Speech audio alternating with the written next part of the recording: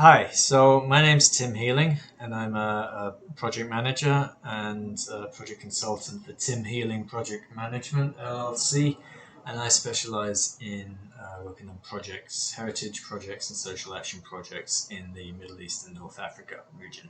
Today I'm going to show you how to set up a critical path diagram for your projects. So, what is a critical path diagram, and why is it a useful tool for a project manager? Well, it helps you find the activity sequence of your project that will take the longest to complete. So a project is usually made up of lots of different activities, and this will show you what the longest pathway is. You can calculate the actual length of time your project needs to reach a successful conclusion. And this activity sequence becomes the critical path, or the longest path from start to finish of your project. And this is important because it gives you an understanding of the risks involved in your project, the time needed specifically, and the activities of the project broken down. So instead of working and showing you an example of a heritage project that I've worked on, initially I'm going to show you a different project, a simple project of how to cook lasagna. You can see over here we have the start of the project to the end, and we have the different activities in between. Now, there's a lot of parts of the tasks that are dependent on other tasks being done. So you can't drain the noodles until you boiled them, for example. So that makes draining the noodles a dependent task.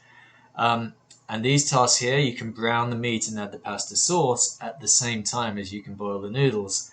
So these are concurrent tasks in your project until it all comes together when you layer the lasagna and bake it and then hopefully eat it. And the time frame we're using for this is actually minutes. And the arrows here show the different pathways. These are things that can happen at the same time, and these are things that are dependent on other activities happening. So the next step is to put time attached to each activity, and we're doing this in minutes. So it's taking 30 minutes to boil the noodles, 2 to drain them, 10 to layer, 45 to bake. And these can happen at the same time. You can see like 10 minutes to brown the meat, 2 to add pasta sauce. These can happen at the same time you're boiling the noodles. And then I'm highlighting the longest path. So in orange you can see now the longest path from the start to the end of the project. And you can tell it's the longest because it's like 30 minutes to boil, 2 to drain, 10 to layer, 45 to bake the lasagna, and that adds up to 87 minutes. So I can say with some confidence now that the start of the project to the end of the project will take about 87 minutes. And these activities are concurrent activities, the browning the meat, the cheese, the adding pasta sauce. These are concurrent activities that can happen while I'm taking the longest path.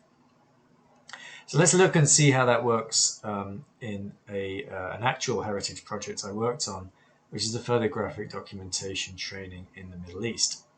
So this is my work breakdown structure, and I showed you this in a previous video. So basically this shows you the different activities that I have to keep in mind what I need to do for my project. So these are headings: trainers, equipment, participants, and venue. And I've broken those down into different smaller units. So now I put it in a horizontal line, so each activity reads the same but just across instead of up. And I've done this just for ease of reading, but I need to now put these in some sort of order. And to do that, I would probably involve other people that are involved in the project, and I would look at them and see like which one is a dependent task and which one is a concurrent task. So I'm going to take away the headings because they're not important. These are the actual tasks, and I would actually not do this on the computer initially. I would probably put these different tasks on post-it notes and then just stick them on the wall and see what happens before the previous one, what's the natural order of things, what I can't do before the other one's done. And here is how I see that planning out. So the first thing I need to do is obviously plan the training, and then these become concurrent tasks. I'm going to add arrows to them so you can see it a little more clearly, and I'm putting a start and a finish, which is the Jordan training. So these are the pathways. So I also had this issue that there was additional pathways. I mustn't be frightened when I find something out to add them in. So shipping equipment was a big issue at the end of the project, but before I can ship it, I have to get permissions in place, and I needed to add that in, and I could do that at the same time I was organizing the training manual.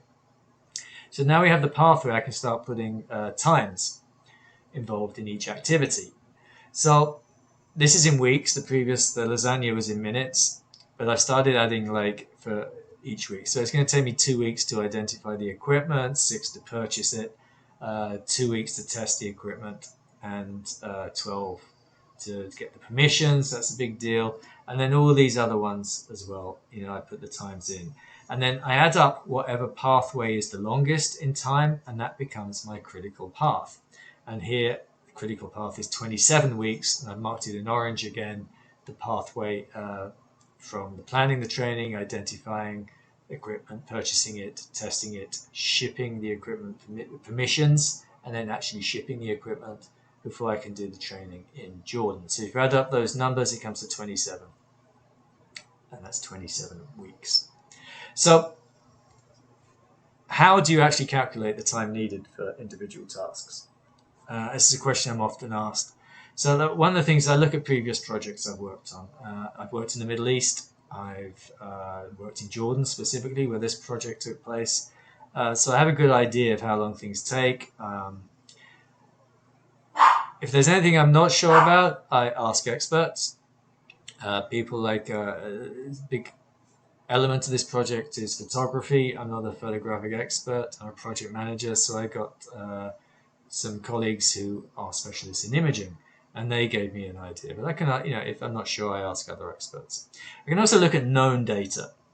So, like for the visas, for example, I know how I know from the website, the Jordanian Ministry of Interior says they recommend 6 weeks for a visa. So I know that's going to take about 6 weeks. And then lastly, and it's not great, but like if you don't have any other option, you make an educated guess.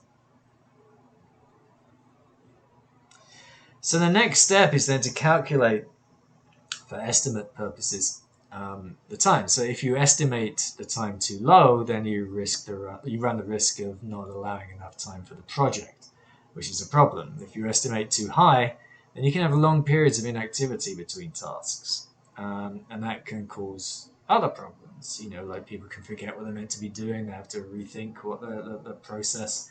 So it's best to calculate an average time between what's expected and the worst case scenarios. For example, the visas. So 6 weeks on the website to get a visa for Jordan, if you're from Iraq. But the worst case scenarios could take 10 weeks. So then we take the average between 6 and 10 is 8 weeks. So that's how we come to those numbers.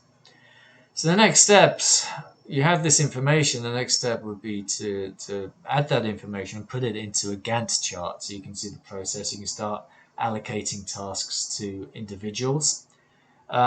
If it happened that there wasn't enough time, you decided from your critical path diagram, if it appeared there wasn't enough time for you to actually do the project, maybe you had a deadline it had to be done by, then you need to discuss that with the donor or other stakeholders. That's not an ideal conversation, and it's one that should be avoided.